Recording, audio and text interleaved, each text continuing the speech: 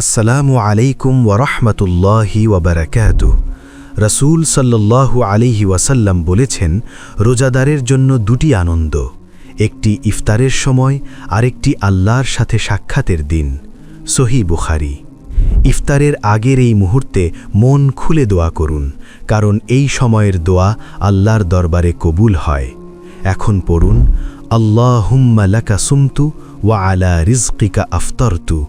উচ্চারণ, আল্লাহুম্মা লাকা সুমতু ওয়া আলা রিজকিকা আফতারতু।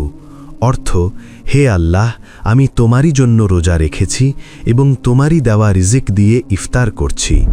বিসমিল্লাহ বলে ইফতার শুরু করুন, প্রথমে খেজুর দিয়ে। ইফতারের পর পড়ুন, যাহাবা যামাউ ওয়াবতাল্লাতিল উরুকু ওয়া সাবাতাল আজরু ইনশা আল্লাহ।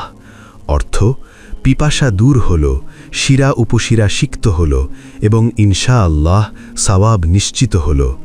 আল্লাহ সকলের রোজা ও ইবাদত কবুল করুন, আমিন। রমাদান মুবারক।